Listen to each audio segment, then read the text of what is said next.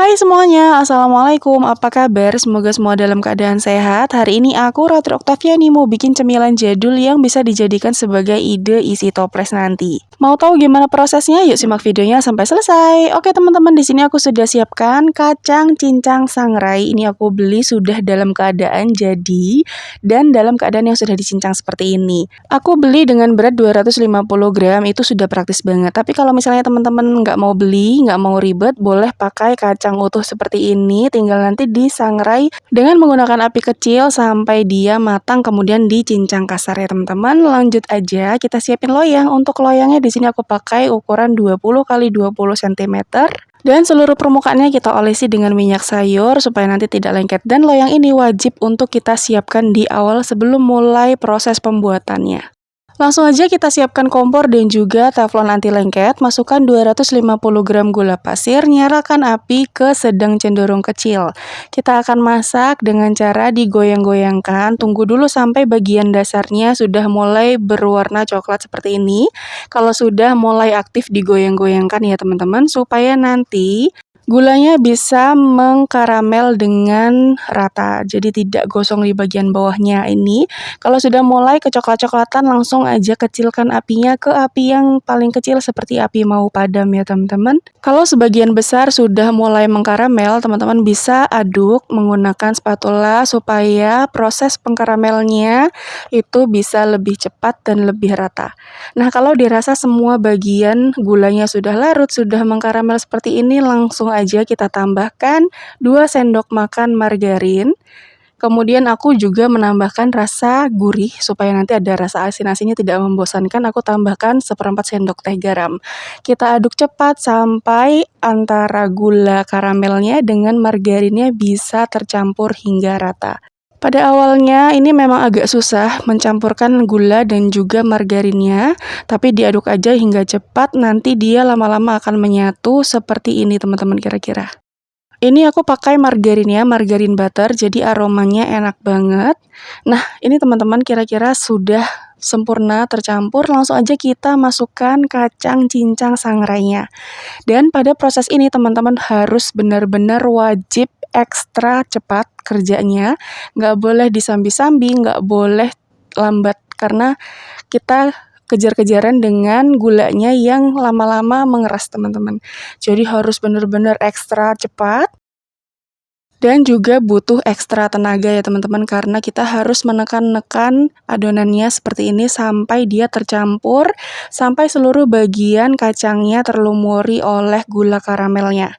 Nah, apabila dirasa semua bagian kacangnya sudah rata terlumuri oleh gula karamelnya, langsung aja kita pindahkan ke atas loyang yang sebelumnya sudah kita lapisi dengan minyak ya.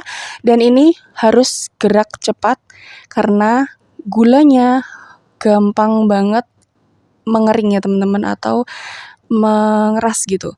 Jadi kita benar-benar harus tekan-tekan dan ratakan seperti ini. Untuk loyangnya sebenarnya aku sarankan mungkin lebih baik pakai loyang 22 kali 22 cm ya. Jadi nanti hasilnya bisa agak lebih tipis, kalau ini tuh agak lebih tebal gitu. Nah, ini kita ratakan adonannya dengan menggunakan spatula dan juga menggunakan benda yang lebih berat. Tadi aku tekan-tekan menggunakan gelas juga karena ini super duper butuh tenaga ekstra teman-teman, jadi harus gerak cepat, harus tenaganya harus banyak. Setelah dirasa rata, langsung tanpa jeda kita potong-potong buat garis seperti ini sesuai dengan size ataupun ukuran yang teman-teman inginkan. Boleh dengan menggunakan spatula atau benda tajam yang lurus, atau juga boleh menggunakan pisau seperti ini. Itu lebih gampang ya teman-teman. Jadi kita buat pola, walaupun nggak menekan sampai bawah, tapi usahakan kita buat garis supaya nanti ketika dia dingin itu bisa gampang untuk memotong-motongnya. Jadi geraknya harus cepat, ini tuh agak keras, jadi harus ditekan banget sekuat tenaga ya teman-teman. Nah, di sini aku potong menjadi beberapa bagian. Jadi aku potong dulu bagian tengahnya, lalu dipotong-potong lagi sesuai dengan size yang teman-teman inginkan. Dan juga aku ukur sesuai dengan size yang aku gunakan toplesnya ya. Nah, kalau sudah dipotong seperti ini, sudah rapi, biarkan dia set di suhu ruang sampai nanti benar-benar dalam keadaan yang dingin, sudah mengeras sempurna ya teman-teman, kurang lebih sekitar 30 menit dia sudah set. Dan udah deh jadi, ini dia hasilnya teman-teman, kacang ting ting. Kalau di tempat kalian apa namanya teman-teman?